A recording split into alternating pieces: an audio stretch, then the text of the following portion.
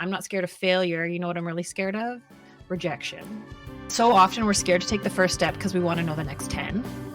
I look back on my life and the choices I've made, I was so insecure. But who I am today is because of all those shitty decisions. And so I could never regret them. I overthink, I overshare, and I overanalyze. So come explore with me as I chat about business, life, and relationships, all through the lens of an anxious creative. Okay. Don't be weird. Too late. Too late. That's like what we bonded over, is being weird. Being weird. Yeah, like I don't think it's your first time on the podcast. You've been on my lives. Have you been on the podcast? I have not been on the podcast. Welcome to the Anxious Creative, Rachel. Thank you for having me. Why is that funny? Because it's like I've never been on the podcast, but this feels different even though I'm always with you. Yeah. Like doing stuff. So I don't know why this would feel any different. Yeah, let's get into that. Tell me more about how you feel. Therapy with Dawn Bradley. Yeah. I don't know. It's just a different platform. I don't know why I'm like processing it differently, because it's just us being two weirdos like we always are. I know. And isn't that the reason, like, you just randomly found me on Instagram one day? Is that how it happened? I think so. It was a while ago, but I think I may have found you through Jamie. Okay. Jamie Dana. I think I may have found, or like, you know, like how if you follow one, there's like associates that will follow, like pop up or whatever. You know what I mean? Like people who are associated with that account. Yeah. So yeah, I feel like that may have been how I got. And you're like, look at this weirdo. I like her. And I was like, that's my weirdo right there. And here we are 2 years later. And here we are 2 whole years later. We actually met in person on my 39th birthday. Yes, we did. I was so sick in Denver. You were. And you like shimmied up over to me. Very I still remember it. And I was like, she's my kind of weird. I love it. It was so weird. I walked away and I was like, she's going to block me. Little did you know, I'm going to stalk her. I love it. Okay, well, if people aren't familiar with you, I mean, I feel like you have become a face of Rock Your Business a little bit over the last 2 years, because you take what you've learned and you put it into action, which I have this phrase that says addicted to learning, but allergic to implementing. Mm-hmm. And I don't know if you resounded with that at the time, or you're just like a superhuman that you're like, I learned something and I take freaking action on it. But like, there's a few things we're going to share today that I want people to know is like, you have like owned your prices. You take track of your prices and how much more money you've brought in because of that. But now I've lost my first train of thought, ADHD problems. But I just want you to familiarize everyone with like who you are, where you live, what kind of business you have, and what were the struggles that you had when we met. So I met you in 2022 off of a very huge emotional time in my life. I had just lost my mom, like literally like a couple months prior. Yeah. And that just kind of threw my whole world into a tailspin. And I abandoned feeling that emotion, and I abandoned that and dove into work. So that kind of helped push me to kind of like face what I do, because I kind of sort of was on that journey. I've been with Sola forever and a day. I've been a Sola stylist, suite owner. April 1st would be 16 years. What? 16 years? 16 years. I've been a Sola stylist for 16 years, April 1st. And I had been at one location for 10 years, and I was just kind of feeling like bummed. I was not motivated, much like you. And I think that was really what kind of drew me to you, is our stories were so freaking close. What was the similarity? Similarity in terms of like, I had gotten to 6 figures. It was the most anticlimactic time of my life, because I was like, I'm at 6 figures, but I'm working damn near 7 days a week.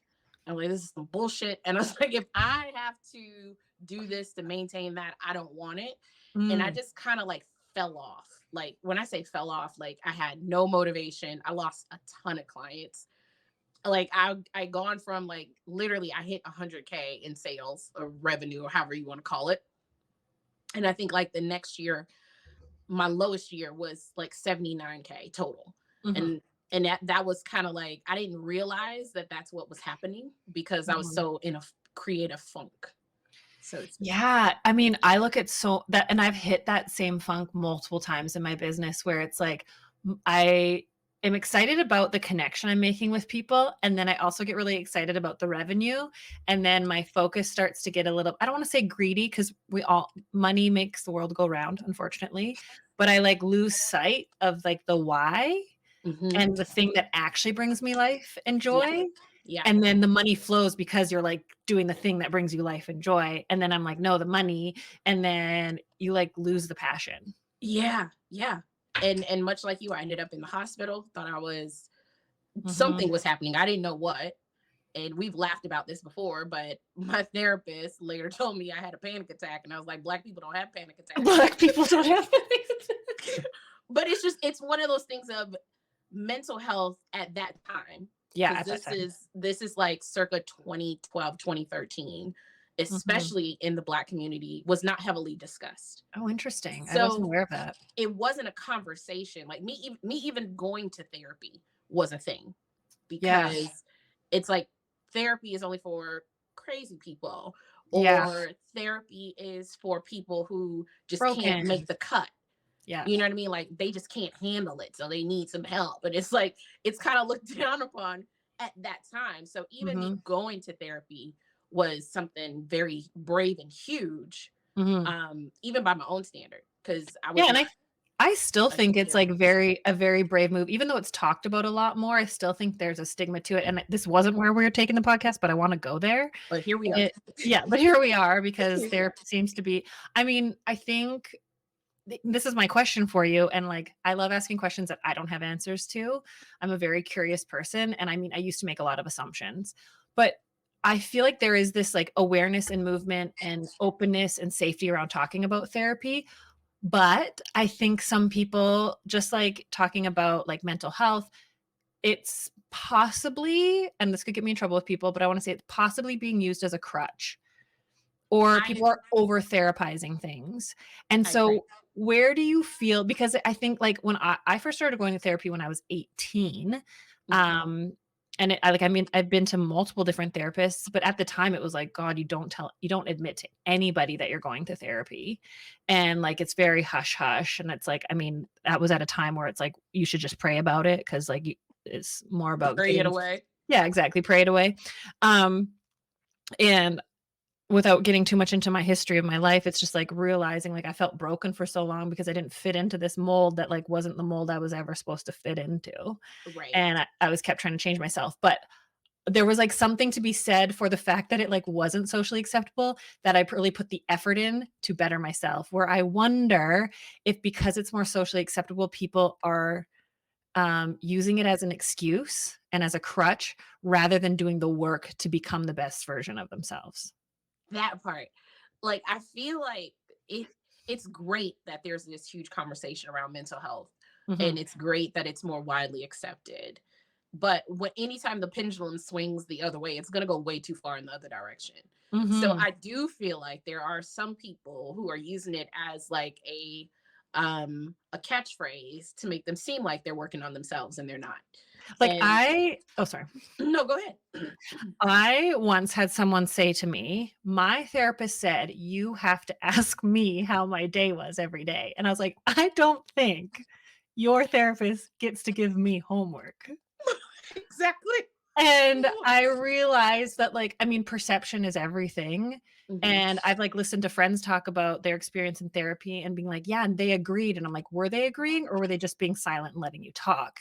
And I saw a reel from a therapist online being like, how often do what we say or do people warp into what they want it to be? And like, Yes. and I've seen, and I'm sure I've done it too, is like, well, yeah, like my therapist's name is Mackenzie. Like Mackenzie totally agreed with me on this when she probably just went like, interesting, right? Like she's like totally unbiased, but it's like you're wanting someone to confirm your perspective Yeah. on whatever it is. Yeah. Instead of taking, I always say like take wild responsibility over your life and your scenarios and like Yes. what part can you take on and admit. And I don't see that happening as much. I see a lot of people using it as an excuse and a crutch, and that's my fear. Yeah. And I think it's gonna go that way for a little bit before it can balance out where Mhm. more people Yeah. are truly benefiting from it. Mhm. So what do you think changes in for people to take responsibility? Like, for example, that whole, like, you're supposed to ask me how my day was. Like, it was probably I don't know because I wasn't in it, but probably like, what if she asked you how your day was? How would that make you feel? Right? Yeah, yeah, yeah. And then, Yeah. like, learning to be like, "You know what would really make a difference for me is saying this." What do you think needs to shift in ourselves to be able to get from that place of finding excuses and crutches to taking responsibility? I wish I had an answer to that. Mm, I honestly don't know because mhm, at that time when my sales were just at the pits, I don't know what woke me up to say I need to figure some shit out because this is not working. mhm. I don't know what that was. Yeah. Um, I just know that I took one step. I say this all the time. I take one step, God takes two. Oh. So I've always just been like, you know what? I don't have to figure out the whole thing. Now, Mhm. to be clear, I'm having a panic attack while I'm taking this one step. So just know this is not me being perfect. I am having a complete spaz moment taking this one step. Do you So remember it's what not that one step was? I decided to go back to basics and go back to what I loved about this industry, which was hair color. Mm, So I signed up for a program with Wella to take a class. It was their first online class that they had for their master color expert, mhm. and it was a 6 month program. Right. I was like, I don't know how I'm going to do this, but this was my first step. And Mhm. I was like, get back to what you were passionate about, what you loved in the very beginning. And then we'll Yeah. figure out what happens from there. I love that because it's not so often we're scared to take the first step because we wanna know the next 10 and Mhm. exactly how they're gonna fall into place, but you don't actually know what the next 10 will be without taking that first step and seeing what And you happens. will never know. No, and I was literally having this conversation this morning about a girl who created this online thing and like invested so much money into it, and it went out and nobody was interested in it. And I was sharing how I don't know if you were part of Rock Your Business. No, it wouldn't have been this way at the time. But when I first created Rock Your Business, I had bad lighting and my camera went in and out of focus in the videos. And it was so bad, but I was like, done is better than perfect. I'm taking messy, immediate, imperfect action. And what's important in these videos is the content, not the video. And so it's okay. And then I was able to like put it out to the world, get feedback and make it better. And yet so many times we like over commit or overdo things and try to like guess the next 10 steps without trying a first step first to first collect the data to see what works, what doesn't work. And then because you might just shift 1 degree to like the west, I don't know, this do you know what I mean? Like, have you like Yeah. I'm trying to make an analogy before making it. You know, when they're saying like if you just go 1 degree off course, like you end up way in a different galaxy or whatever. Hmm. It's like if you try to predict everything, you might end up somewhere that you don't want to be. Yeah. And so Yeah. taking like that first step without trying to figure out what all the other steps are and just keep going, taking the step in the direction that you want to go. And all of a sudden you're at the top of a staircase that you never thought you were going to climb. Exactly. And you're Exactly. happier because of it. You're not trapped into something that you're like, I thought this was going to be different. Yeah. Yeah. Yeah. And mind you, the whole time, every single step I take, even now, I am still terrified of Every what's going to step happen. you take, every move you make. Sorry, I had to. It's Um, okay. so how is your business different? Like, is your business what you pictured it would become? No, And and how is it in a good different? way. Yeah, In a good yeah. way. Um, I don't know if I all I knew was I needed to start over. Mm. And I knew that I wanted to work smarter. I did not know how that was going to play out. And I did not know what that cap was going to be. And I still don't. Hmm. I just know that I'm moving forward. I'm failing forward because trust me, y'all, it is still a clusterfuck, but it is my clusterfuck. Right. um, it's not perfect, and I'm still learning, and Hmm. I'm still growing and changing. Um, and I'm still scared to take that step. Like every time there's a step for me to go, I'm still scared.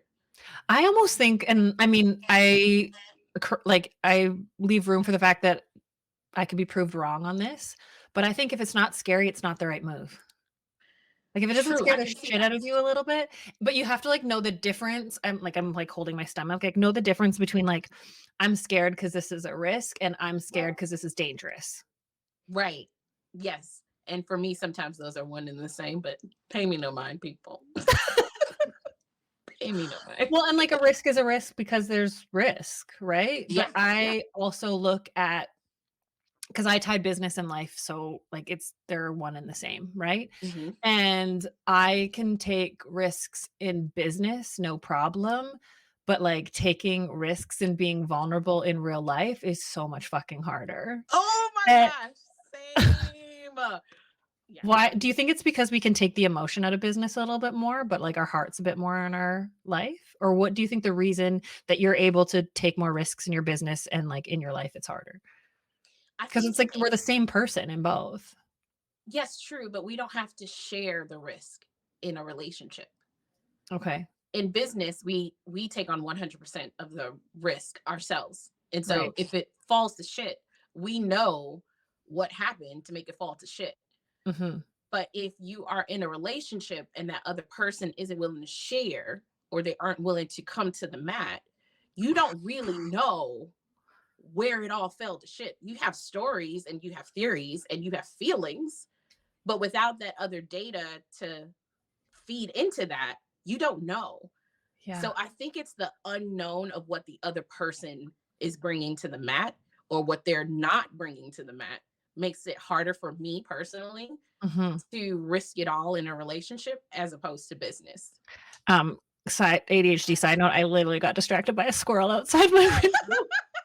I saw you look up and I was like, what is she looking An actual squirrel. This is like the second time on the podcast that's happened. at? Um, do you think because when you said that, I was like, "Oh, is it?" Because like romantic relationships, family relationships, friend relationships, like let's just say like relationship, person to person connection. When it's in business, you're taking a risk. There's no other party involved, and if it fails, it fails. And I'm not scared of failure. You know what I'm really scared of? Rejection. Yeah. So do you think Yeah. that's the piece? Oh, 1,000%. Yeah. 1,000%. Yes. And like that fear of another person, because I think it also plays into business where we can take risks in building our business, but do we take the risks with the interactions with our clients? Because that's like another person to person, and that fear of Yes. rejection comes up again of how do I navigate this interaction so that they respond the way I want them to? And I would say like it's not people pleasing, it's actually people disappointing. And you're actually manipulating people because it's not about making them happy, it's about making them respond the way you want so that you feel Hmm. safe Hmm. because feeling open to rejection feels really fucking scary, and Yeah. rejection hurts because then you start to question like, is it me? Hmm. Hmm. And then that whole self-worth thing comes in. So what point was I trying to make? You're talking about um relationships with oh, and like clients. clients, so like that's where a fear comes in. So it's like it's not scary, maybe it's like the risk of your worst fear being confirmed, that you're not like worthy and valuable as a human being. And so like we can take risks in business because it's like an external thing from ourselves and our business is a separate entity. But when it's Exactly. taking risks where the results we can seem I'm trying to figure out how to word this. When whatever happens we can take personally, that's a lot harder. It is because somehow you feel like you should have all the answers to navigate that when it's like, no, it takes two. So Yeah. like you can't do the whole thing. You can't do the entire relationship on your own.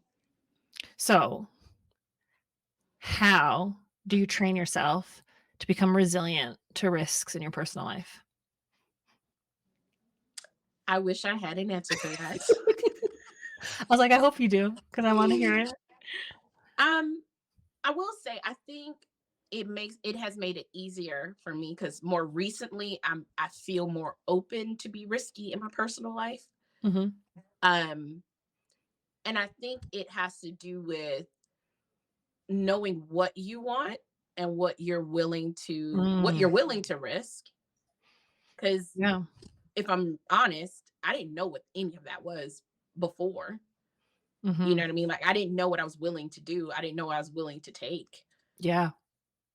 Um, and how I feel like knowing what my purpose is now, knowing what I want to do with my life now makes it easier to show up in a relationship. I don't know. I don't have all the answers, but I just feel No. more open to it now, Hmm. feeling more comfortable and set in who I am. Yeah. I just feel more open to it. Whether or not it happens, I you know. remember this summer having like kind of like a blow up with someone in my life. And I remember being like, hey, like, I can't be what you need me or what it seems like you want me to be. But like, I can't self abandon and morph myself into what I think everybody else wants me to be any longer. I've spent 40 years on this earth and I have to be true to me.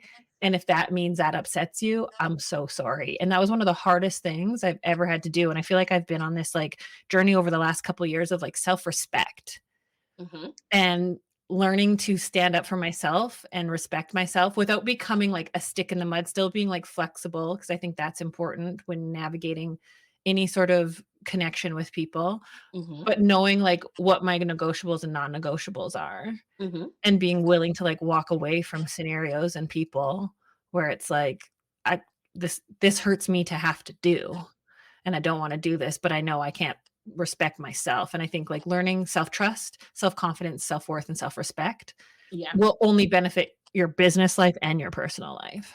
Yeah. I call it the fuck it 40s.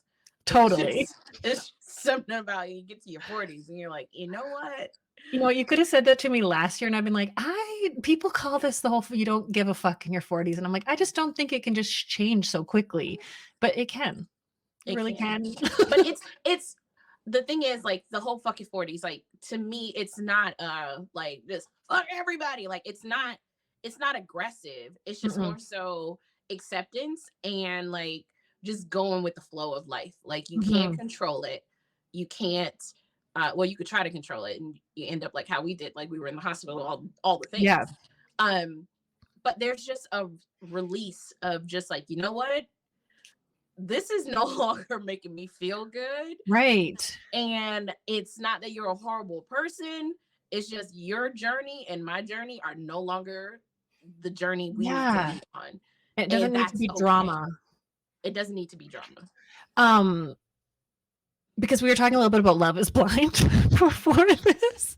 But like I literally said last night, and I mean, I'm only on episode 9, but how I think it's Chelsea who's like constantly like, you haven't kissed me today, and you didn't do this, and da, da, da, da, da. And it's like she's making it Yeah. all about, I don't really know the guy's name, but she's making it all about him and like not owning any responsibility. And I mean, I see this happen in businesses where like my clients walk all over me, my clients disrespect me, like they're always pushing my boundaries. And one thing that I say on repeat is like, no one's going to respect you if you don't respect yourself first. Yeah. And the thing that I saw in my head when like I was seeing her like whine and cry and like she's like, you don't do this, and he's like, but I did, and he was like going off all the list rather than seeing like she's like not feeling loved and like Yeah. because she doesn't love herself. And Right. when you're in, I mean, my psychoanalysis of her, but I saw like a past version of myself in that and going Mhm. like, when you don't love yourself, you're like a bucket with a hole in the bottom. And it doesn't matter how much that guy could do and give her, it's going to feel good for the moment. And then it's going to be gone. And she's going to need this constant reassurance because Mhm. she doesn't believe in her own intrinsic worth and value. Yeah. And when you know your worth and value, you don't need like the reassurance and the validation is nice. And I think it's important, but you don't need it. Yeah. Yeah. It's like it's not your survival code. Yeah, and then, like, to apply that to business, like, how many times, like, "Oh, can you stay late or come in early?" And I used to say yes because then they'd tell me how awesome I was, like, "Dawn, you're the only one that can do my hair. Oh my gosh, you're the best." Or if I did one of those things, like, I went above and beyond or broke my own boundaries for a client and they didn't profusely, like, confess their undying love and appreciation for me, I was like, "Bitch, please, like, do you know what I did for you?" And it was totally this, like, transaction and expectation of, like, I do this thing, I lay myself down on the railway tracks, and now you come and tell me how worthy I am because I'm that bucket with a hole in it. I need this constant stream of validation to feel worthy because I don't know how to fill up my own cup. And what's so funny is because I don't think I was as intentional about communicating in those ways to my clients, Mm, like until I started like following following you and then getting into Rock Your Business. A lot of the times when you just say what it is or you just let them know, mhm. they take it so much easier. Totally. Which The brings us to kind of the point we brought this Yes, yes. podcast for. I love it. It always works out. And this is why we're here. So I'm gonna play a voice memo you sent me because it's so powerful. Is Yes. that cool if we just play it? Yeah. Make sure I play the right one. Okay. And then we'll discuss. So, in today's Dawn taught me how to do it moment, I had a client who wanted to get the slice strands, and she was like, "Can you just send me an invoice via email?" So, I sent it to her last night, and like, I'm really like embracing just the price is the price. And so, I sent it over to her. I didn't say anything. And so, she texted me early this morning. She was like, "So, this is a cost just for the hair." At least that's how I read it in my mind. And I just text back and I said, yes. And I just shut up. Like I wasn't going to over explain the situation. And so I was like bummed all day because in my head, she's like, this is a cost for just the hair. But really, what she was saying was, this is a cost just for the hair, correct? Like this doesn't include the install. Like she just wanted clarity. But I took it a totally different way. And so I could hear you in my head saying, like, just reply and shut up. Like don't overdo it. And then like right when I was finishing up my last client earlier today, she hit me back and she was like, okay, I'll pay it tomorrow. And I was like, huh, just shut up. So in mine today, Dawn taught me that's what happened. Um, So it's I love it. I love it. Okay, so I just want to say one thing is like we listen or we hear or we perceive things with the ear of whatever we're currently feeling. So if we're feeling insecure or not confident or like, oh, this is the new territory, we're like in this heightened sense of insecurity or vulnerability or just like unknown where we will tend to interpret everything worst case scenario. And Yes. I'm really, really, and this is like last week in New York, I challenged people like instead of like the what if everything goes wrong, whenever you find yourself going into the what if everything goes wrong, switch it in your brain to what if it all goes right. And I feel like that's what you did. Like instead of assuming, she's questioning, like, what are the facts? Where's the tone? Remove the tone from it. So I want to hear your thoughts on it now. It's so it did come from an insecure place because this is a new method that I'm implementing into my salon. And the feedback that I've been getting is, oh my God, that's so expensive. Like that's so I've been hearing that and anticipating that response when I tell someone, because that's what I've gotten back. And Right. so my accountability partner in Rock Your Business has been helping me to get over that mindset.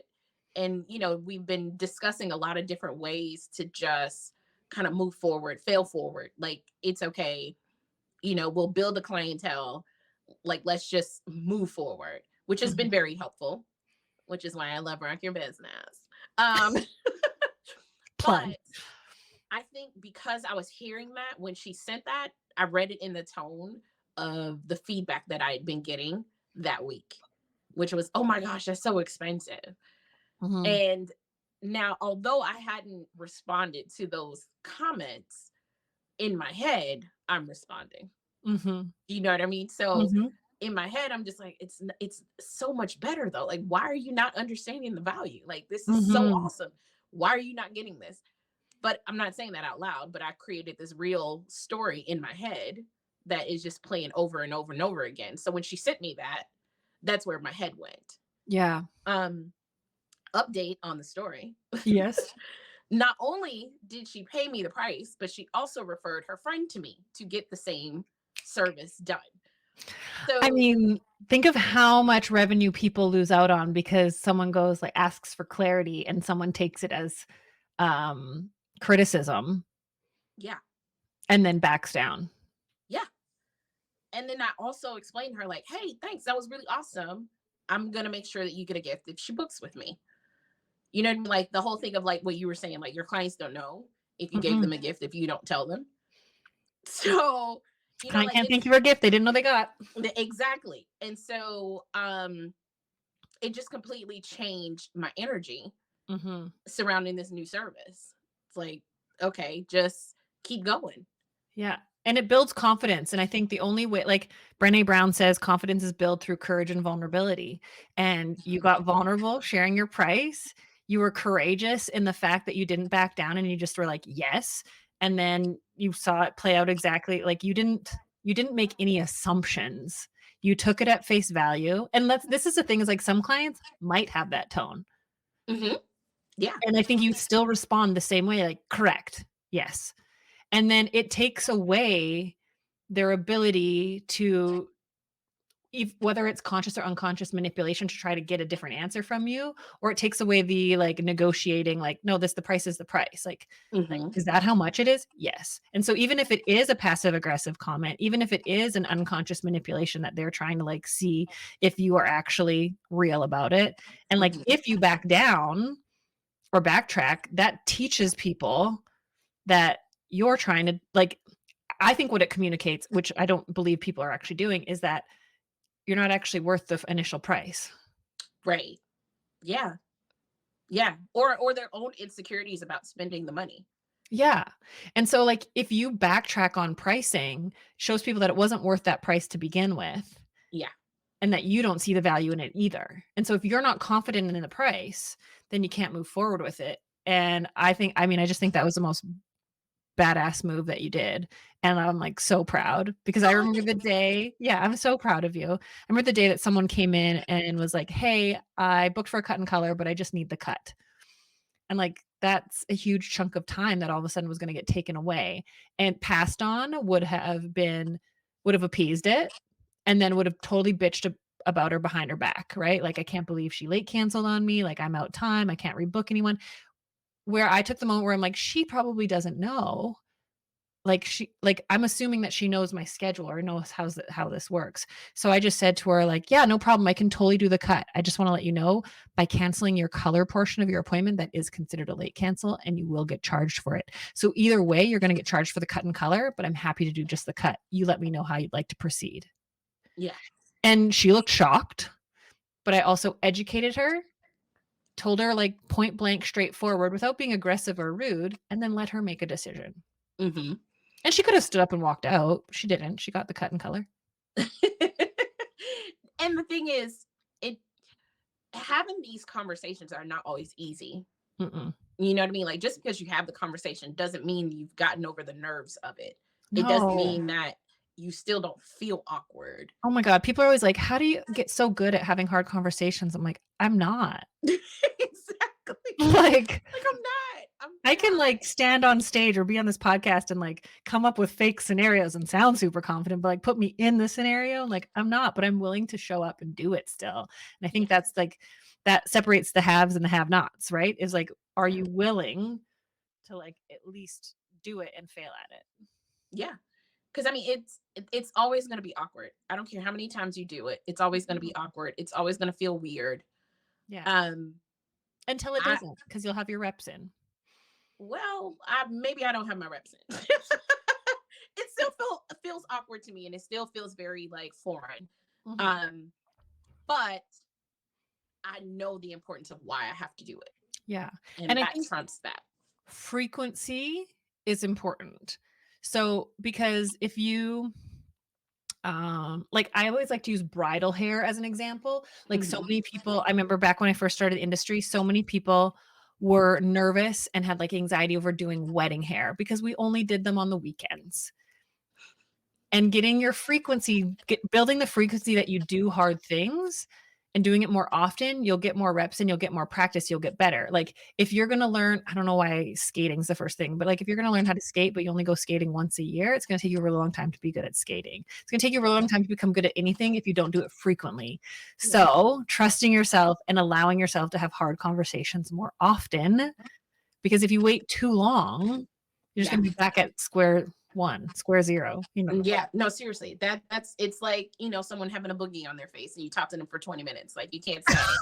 You know what I mean? Like it's just No, hold up. Wait. It makes it worse. Makes it far worse.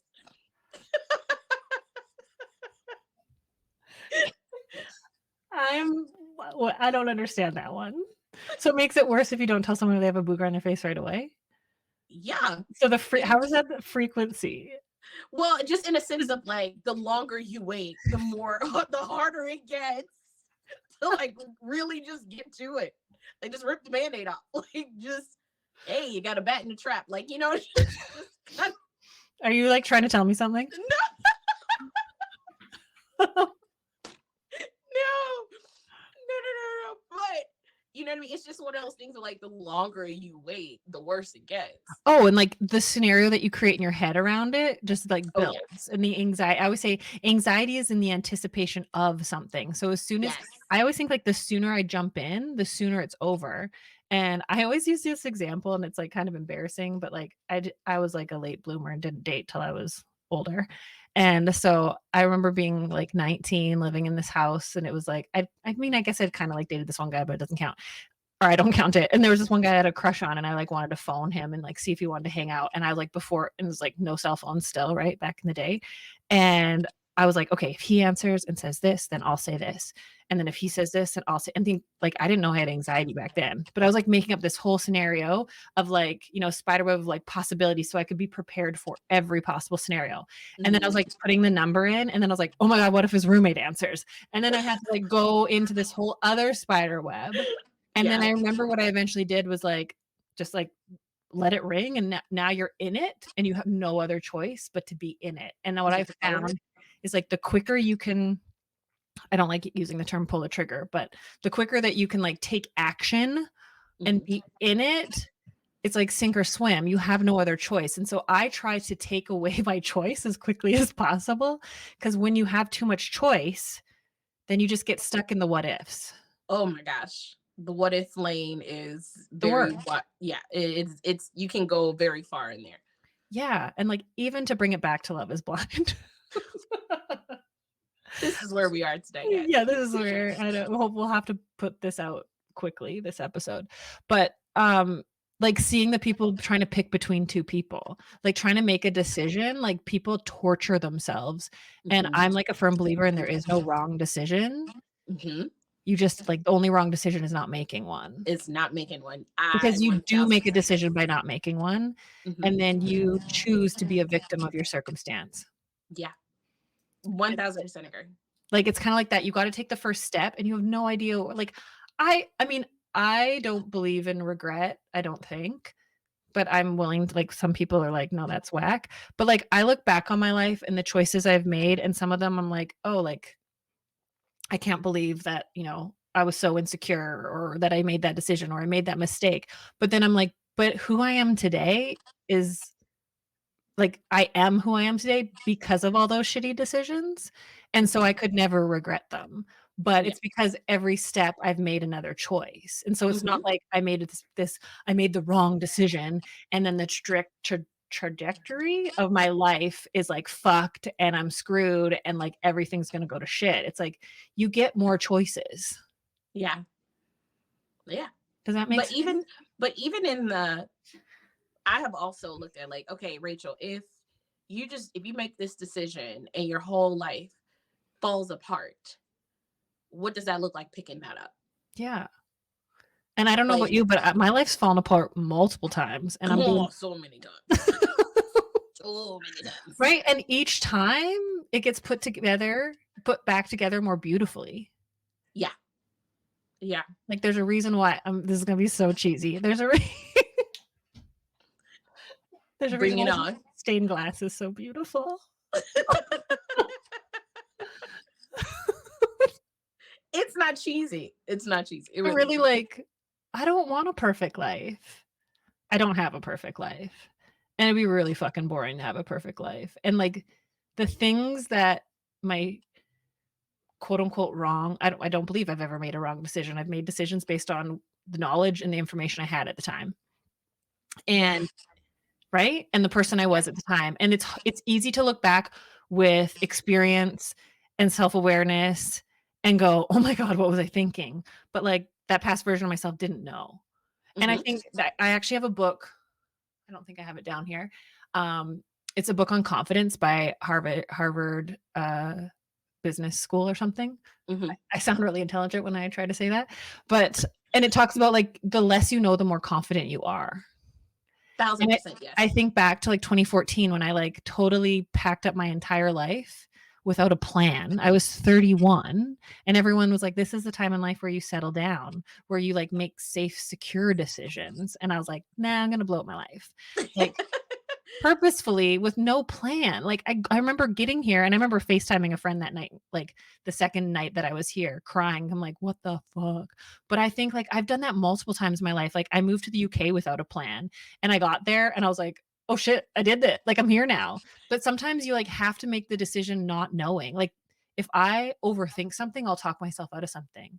But I have to trust like that inner knowing of like, this is where I'm feeling pulled. It doesn't always make logical sense, but I know this is where I want to go. And I mean, for better or for worse, good and bads happen, but I've always chosen to take that and turn it into something better. I think I call it ignorance on fire. Yeah, that's your phrase. Yeah. Yeah, ignorance on fire. Like sometimes not knowing is like the fun part. Like not knowing not having all of the information sometimes can be the fun part. Yeah, I actually think it's better. But you have to be unaware that you don't know. Or like stop trying to find all the answers before you take the first step. So what's your next big step in business? So this year I set a goal. Like I think being in Rock Your Business, and this is going to sound probably worse than what it's intended to be, but I've become kind of numb to the extravagant goals. Right. They're not motivating anymore.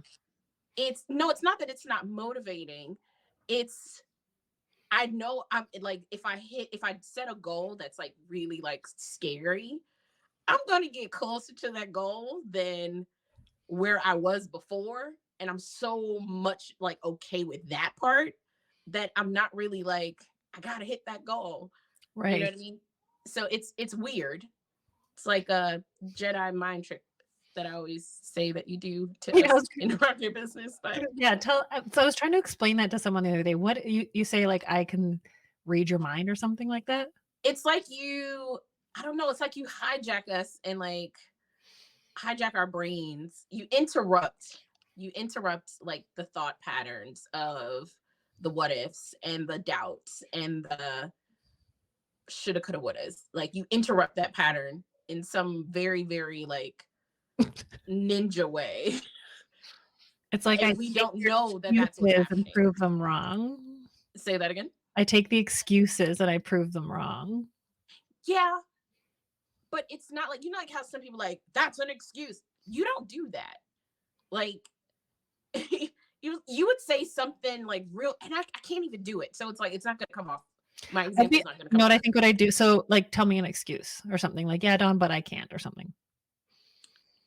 I think, you know what? Perfect example. Okay. Last year when I text you, it was like, oh my gosh, I hit my revenue early. And I'm thinking you're going to say, great job. You said, okay, what's the new goal? I'm like, did this trick really just tell me that I need a new goal? I got 1 month left in the year. I hit a home run. And she's like, yeah, hit another one in 30 days.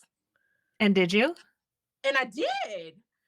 but that's what I mean. Like, you don't really say, hey, good job, you can chill. Or you don't say, hey, you're making an excuse as to why you can't stretch this last 30 days. You just simply say, okay, so what's next? Mm-hmm. I don't know if that makes sense or not. Like, yeah, like I know you, and I know that, and I know how to push you in the right ways for sure. And like, yeah. because I want you to celebrate your wins too. And I want people to know like it's important to celebrate your wins, because I don't know how to celebrate. I have a struggle to celebrate my own wins. I'm always like, well, if I can achieve it, anyone can achieve it. So it's not that big of a deal. And I really downplay my successes because I still like see myself, not consciously, but I think I still see myself as this like shy, anxious, awkward small town girl that's not going to amount to anything, because like success is reserved for people more deserving. And so when I do achieve something, it can't be success. And I remember having like this aha moment in therapy where my therapist is like, how will you know you're successful? And like, what defines success? And for me, I'm like, success is out of reach. And so long as I achieve things, it's not successful to my brain. Like there's like some unconscious part of my brain that's like, if you achieve it, it's not successful, because success is something that's always out of reach for you, that you can't have, you won't have, you're not allowed to have. And it's totally fucked up. And I totally can like consciously see it, but realizing like that still is a thing for me. And so I think you're a similar way, and you're also like goal orientated. Yeah. And so if you don't, and I'm like even thinking for myself, like haven't been really clear with my own goals in the last couple of years because life, and I just needed to coast, and that's okay. But realizing like I need to set some goals, because if you don't have something you're working towards, how are you gonna ever get anywhere? Exactly. So I think that's what it has become for me. Mm-hmm. It's the goal setting isn't so much about reaching the goal, more so than it's not me staying where I was. Mm. And Mhm. so when I set a new goal, Mm-hmm. I am motivated to keep growing, and because you see it, Mm-hmm. you know, my favorite part of Rock Your Business, metrics that matter, you see it. And so it's constantly giving you feedback. But I don't know if I am obsessed about the actual goal now, as Mm-hmm. opposed to the journey getting there. Yeah, I the think journey is that's the fun part. I think that's maybe that's where it is now for me. Is I'm more obsessed with like working to get there as Yeah. opposed to actually getting there. It's the challenge. It's the chase. Yeah. Yeah, I think I'm enjoying the chase, but Yeah. I'm not intimidated by the goal anymore. So how do you, when you hit a goal and you achieve something, you've got it, and it's like anticlimactic, how do you create a new chase and challenge for yourself? I haven't had the anticlimactic yet. Oh, I haven't had that because again, last year I was like, "Yeah, I made it," and you were like, "Okay, so thumbs would up." you say So, having a community of accountability and a mentor is important? oh yeah, the mentorship, the group, having an accountability partner, which you know I have one now that really pushes me, but without um like it's something in the Rocket Business community where you are pushed, but not to be something different than who you are, Mm-hmm. but to stretch who you are. Mm, Like, come as you are, show up as you are, and stretch who you are, but mm. not to But don't become change who you something. are. Yeah, don't change who you are. You don't have to become something that you're not, but see the different ways that you can do more Mm. with who you are. Yeah, because like who you are is your superpower. Exactly. And I always Exactly. say like you attract what you put out. So if you're putting out a false version of yourself, you're going to attract like people who aren't actually aligned with you, and then you're going to put this pressure on yourself to be someone that you're not.